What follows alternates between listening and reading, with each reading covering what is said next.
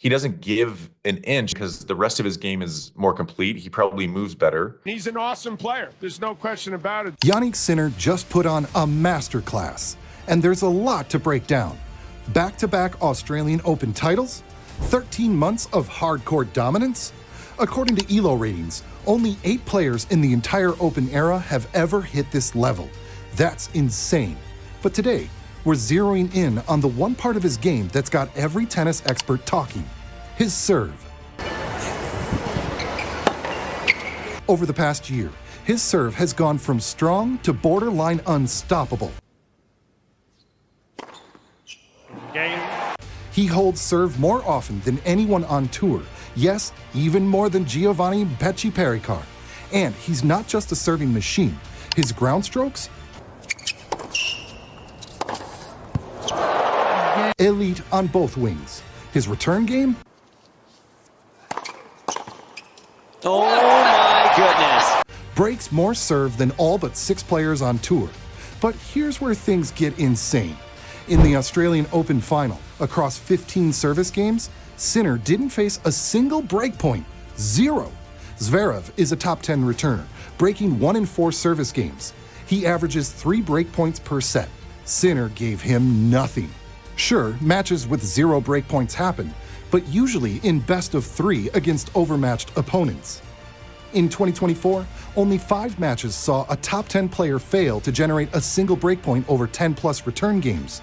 2 of those, Sinner.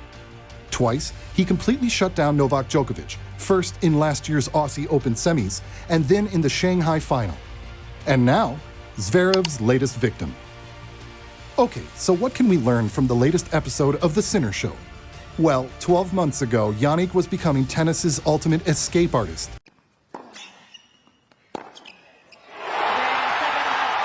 He edged Medvedev in a 5-set thriller at the Australian Open, winning just 1 more point than the Russian.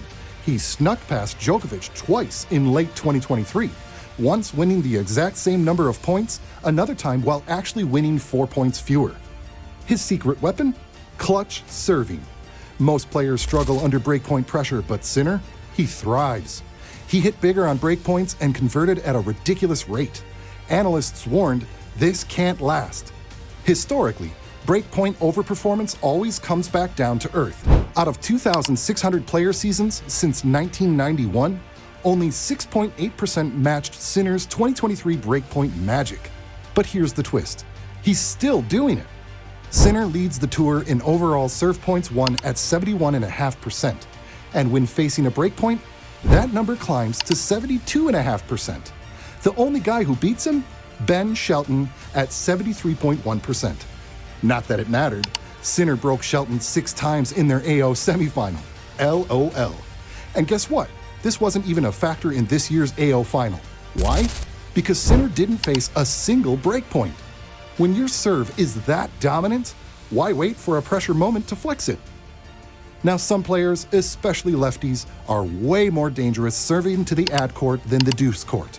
Why? Because most breakpoints happen in the ad court. Think 30-40, ad out. But Jannik, he's right-handed and still flips the script. Across 250-plus matches of detailed data, Sinner has actually been slightly better serving to the deuce court. Not by much, but the ace rate gap suggests something real. Then Melbourne happened, and things got insane. In his 5 AO matches, the stats flipped. But not just flipped, straight up exploded.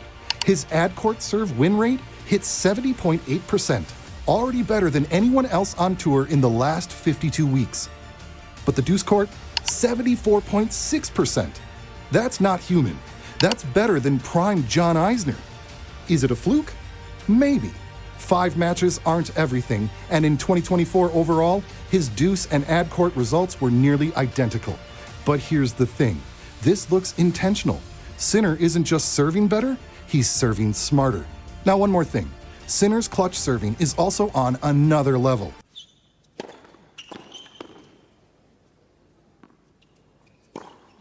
Last year, we saw that when facing breakpoints, he cranked it up to 125 miles per hour, compared to his usual 122 miles per hour. But what about other key moments? At the US Open, He showed a deuce court edge, winning 72.7% of points there compared to 71.3% in the ad court. But it wasn't about raw power. His first serves were almost identical in speed, 117.9 versus 117.7 miles per hour. The real magic? Sinner hits bigger when it matters most. At 1530 or deuce, he unleashes his fastest serves. And here's the kicker.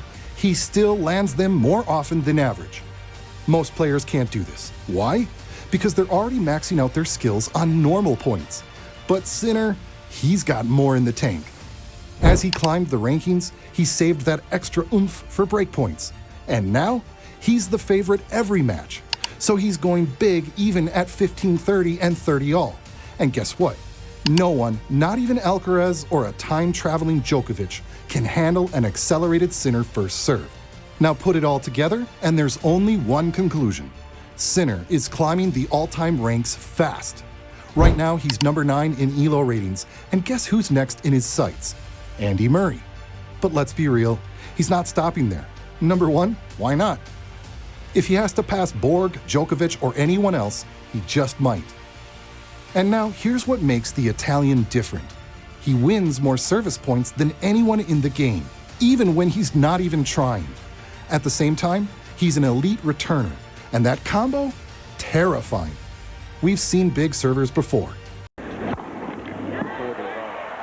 Pete Sampras had ice in his veins, but needed tie breaks because his return was meh. Federer, way better, clutch on serve, and way more dangerous as a returner. Nick Kyrgios, insane serve, locked in under pressure, but his return game held him back. Sinner, all the upside, none of the weaknesses. No one's figured him out. He won't win every match, and he won't be on top forever. But right now, who's stopping him? Maybe Kalinskaya?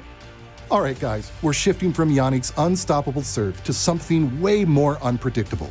His love life. Heading into 2025, the mystery continued. The Jannik-Skaya couple had been last seen together at the China Open in October 2024. But in between this period, radio silence. Were they still serving love, or had this match ended? Sinner denied the breakup rumors, but let's be real, the lack of interaction had fans on edge. Then Melbourne happened. Jannik pulled up early after a snowy holiday in Italy, training with Poprin, Draper, and the crew. Kalinskaya? She was grinding in Brisbane, making a doubles final, but coming up short in singles. Then boom, the internet exploded. January 9th, Melbourne Park, an embrace. A tweet from Carlo Galati showing them together at Rod Laver Arena. When asked about being labeled as a part of tennis's ultimate power couple, Kalinskaya's response? Not at all. I don't think there's pressure. It doesn't change anything. Interesting. But not as interesting as this. During the Renee Stubbs Tennis Podcast, Australian tennis legend Renee Stubbs did not hold back. Talking to Andrea Petkovic, she blasted WADA's handling of the doping case. This WADA situation is such a joke. You're kidding me. Even after winning the Australian Open, the controversy overshadowed Sinner's moment. 9 post-match questions, 3 were about the doping case. And what did Sinner say? I just came off an amazing run again here. I want to enjoy this moment, to be honest. If I knew I was guilty, I wouldn't play like this. But here's the problem. April is coming. And if WADA's appeal succeeds, Sinner could face a 2-year ban. Ouch! From unstoppable champion to career in jeopardy, this is the biggest moment of his life. What happens next? We'll find out soon.